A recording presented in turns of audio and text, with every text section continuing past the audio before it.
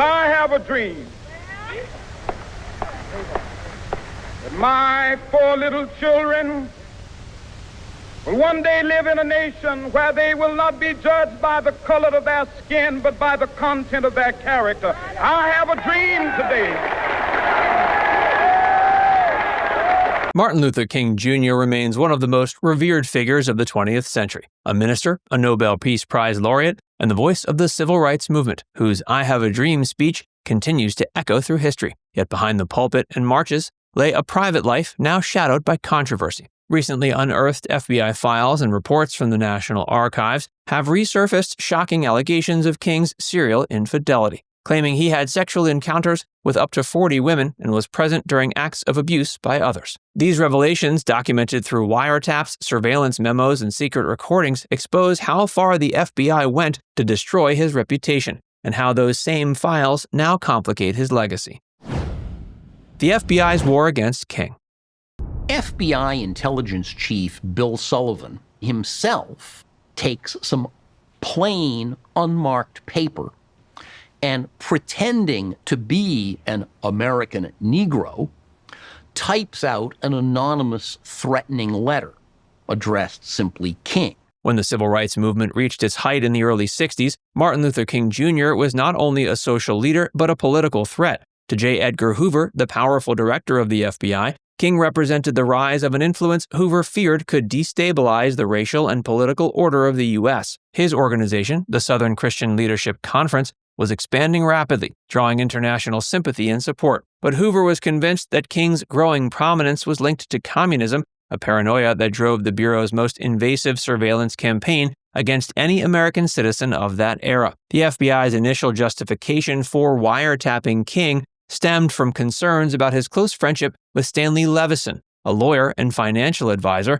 who had previously supported the Communist Party USA. In 1963, Attorney General Robert Kennedy reluctantly authorized a limited wiretap. What began as a counterintelligence measure soon evolved into a full-blown crusade. Hoover's bureau deployed agents to follow King from city to city, bugging hotel rooms, intercepting phone calls, and recruiting informants, including civil rights photographer Ernest Withers, to report on his every move. By 1964, the Bureau had turned from political espionage to personal destruction. Hoover saw an opportunity in King's private behavior. When the surveillance captured evidence of extramarital affairs, Hoover shifted focus from ideology to morality, believing the revelation of King's infidelities would collapse his image as a Christian moral leader. Agents began preparing reports cataloging every alleged indiscretion. Internal memos emphasized sexual degeneracy and immorality, language meant not for legal prosecution but public shaming. These records became the foundation of one of the most infamous blackmail attempts in modern American history. The campaign's aim was simple: discredit King, break his spirit, and force him from leadership. But the methods, the bugging of private moments,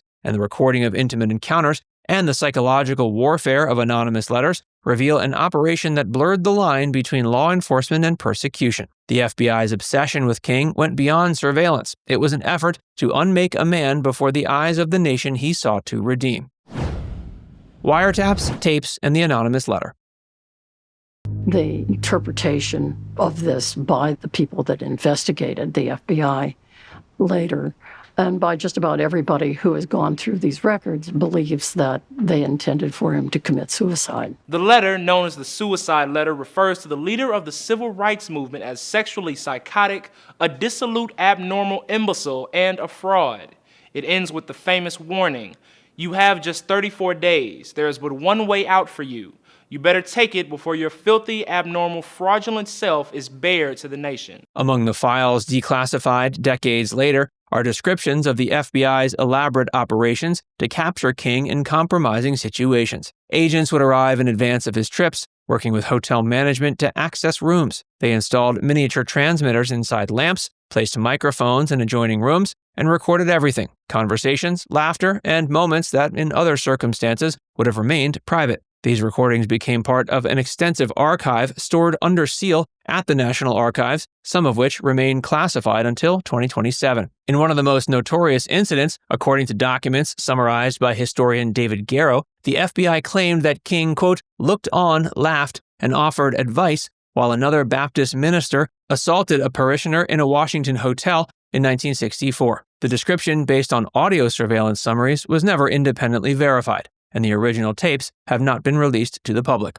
Still, the allegation, preserved in FBI memos, paints a disturbing picture of the extent to which federal agents intruded into King's personal life and how they used those intrusions to craft a damning narrative. The Bureau mailed King a tape and an unsigned letter calling him, quote, an evil, abnormal beast. The letter urged him to take his own life before his, quote, filthy, abnormal, fraudulent self is bared to the nation. At the time, King confided to aides that the FBI was, quote, out to get me, harass me, break my spirit. The attempt at psychological manipulation revealed Hoover's willingness to weaponize morality for political ends. King ignored the suicide suggestion and continued his activism even as he grew more aware of the listening devices around him. The FBI collected thousands of pages of reports detailing King's alleged sexual behavior, including claims that he joked about, quote, the International Association for the Advancement of Pussy Eaters, a remark documented in a memo written by Assistant Director William Sullivan. Other notes mention alleged orgies and the presence of multiple women during his travels. A prostitute interviewed by the FBI described an encounter in Las Vegas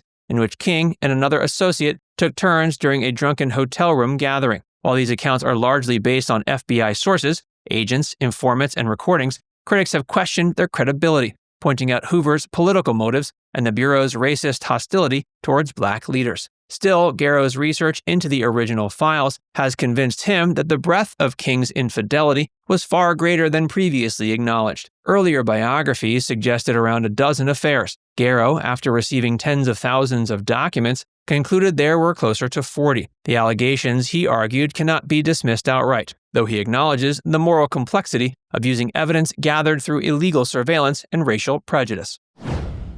A marriage strained by distance and fame. Martin Luther King Jr. make a ditty party look like a Catholic convent school. It's a third world country and a first world country. Like the black community in these cities, something like Haiti or worse. And it started out with Martin Luther King Jr., whose whole life was a ditty party. Orgies and smoking and fighting and whipping up on women. For Coretta Scott King, life with Martin was defined by both pride and absence. Married in 1953, the couple raised 4 children while navigating a schedule dominated by marches, speeches, and constant travel. FBI summaries record that Coretta confided to friends that if her husband spent 10 hours a month at home, it would be an exaggeration. She is said to have complained about his failure to fulfill marital responsibilities, to which King allegedly responded that she should go out and have some sexual affairs of her own. Whether these words were recorded accurately or twisted for effect is uncertain, but the files depict a marriage under immense pressure. Friends described Coretta as both loyal and weary. She endured the nightly phone calls of threats, the public scrutiny of her husband's leadership, and privately, the rumors of infidelity that followed him from city to city. In later years, she maintained her focus on preserving his legacy, rarely addressing personal matters in public. The FBI portrayal of King's marriage served its propaganda purposes. Hoover's men wanted to fracture King's moral authority by undermining his domestic credibility. In one of the Bureau's internal memos, agents discussed leaking information to the press to embarrass him. But newspapers in the 1960s adhered to different ethical norms. They declined to print stories about politicians and clergy's private lives, even when presented with compromising evidence. This restraint spared King the public scandal the Bureau had hoped to ignite. Legacy, secrecy, and shadow of surveillance. In the final analysis, the only way people can grapple with their prejudices is to admit that they have them. And so often people don't realize they have them. And so often people don't realize or honestly acknowledge that there is a problem. And it is necessary in the nonviolent movement to bring the issue to the surface so that people are forced to deal with it and to deal with their conscience on the issue. Even as new allegations surface, King's symbolic status as a moral and spiritual leader remains deeply ingrained. Streets, schools, and a national holiday honor his name. Sam Pollard's 2021 documentary, MLK, FBI, reframes this dynamic by exposing the Bureau's obsession with King as an act of state persecution. Based on newly declassified files and archival footage, the film portrays Hoover's operation as an all-out assault in which agents bugged hotel rooms, spied on King's associates, and even bribed informants inside its own organization. Pollard describes the campaign as morally grotesque, an attempt to weaponize private life to destroy a public mission. Today, it's Hoover who is widely condemned for abuses of power, while King is revered as a martyr to justice. Now it's time to hear from you. What's the most surprising part of this story? Let us know in the comments section below.